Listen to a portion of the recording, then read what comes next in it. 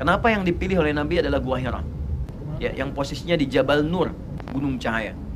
Jabal Nur yang letaknya kemudian di atasnya ada Gua Hira, posisinya kurang lebih 5 sampai dengan 6 kilo. Ya, dari kediaman Nabi SAW di kota Mekah dekat wilayah Ka'bah.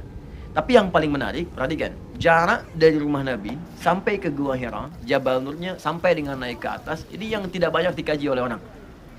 Kalau Anda ditanya misalnya Nabi menerima wahyu di mana? Jawabannya Gua Hira, Gua Hira, Gua Hira. Tahukah Anda pertama kenapa Nabi pilih Gua Hira? Yang kedua, berapa jarak Gua Hira dari rumah Nabi ke tempat gua yang dimaksudkan?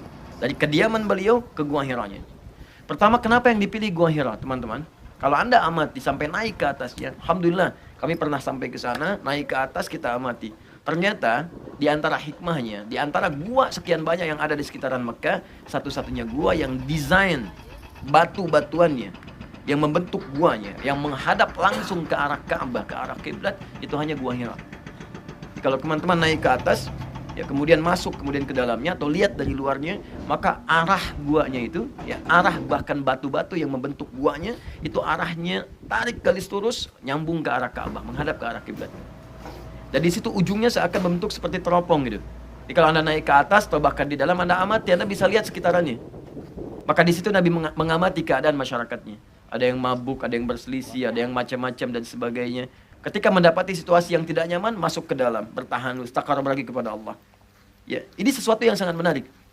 Nah, ini hikmah pertama yang ingin disampaikan kepada kita adalah ketika kita berada dalam keadaan ingin mendekat kepada Allah, di tempat manapun, even Anda ke Jepang, di Tokyo kah, Saitama kah, Hiroshima kah, Yokohama kah, ya, Ottawa kah dan sebagainya misalnya, kalau Anda lebih keluar lagi, maka carilah tempat-tempat dimanapun beraktivitas yang mampu mendekatkan diri kepada Allah Subhanahu Wa Taala.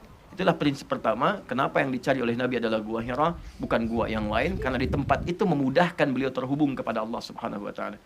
Ya, ini poin yang pertama. Yang kedua, menemukan tempat seperti ini tidak mudah.